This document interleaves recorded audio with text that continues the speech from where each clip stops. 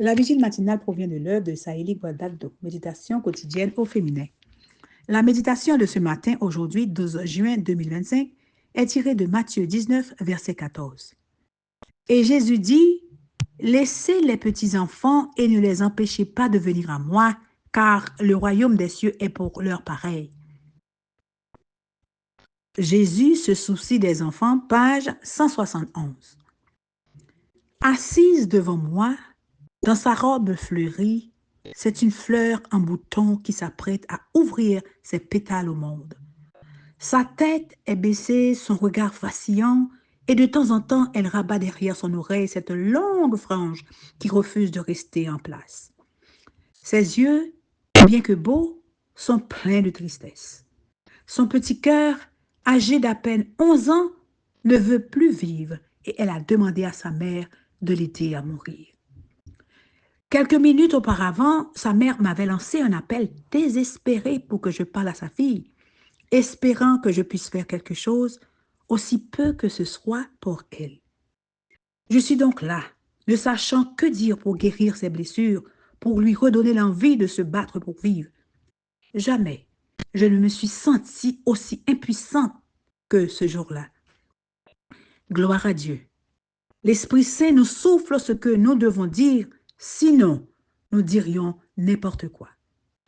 Comment une enfant de 11 ans peut-elle vouloir mourir?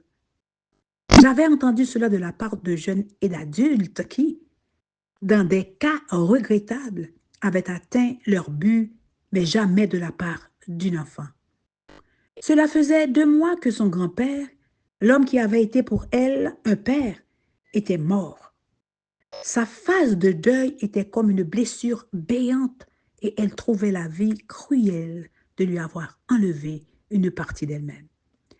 Au fur et à mesure que ses larmes coulaient, je me sentais misérable de ne pas pouvoir les arrêter. Face aux crises, nous ne devrions pas supposer que les enfants se rétabliront rapidement ou qu'ils ne comprennent pas ce qui se passe.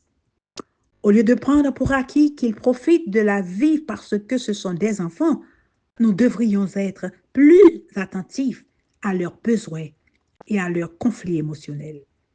Nos églises devaient être pour les enfants un réseau de soutien où ils se sentent à l'abri des malheurs qui leur arrivent dans la rue, à l'école et, dans le pire des cas, dans leur propre foyer.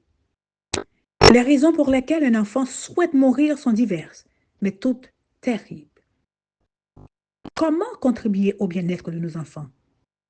Ne leur barrons pas la route vers leur palais.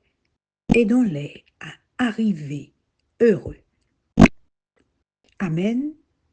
Heureuse de conduire les enfants au Christ. Que Dieu vous bénisse. Bonne journée.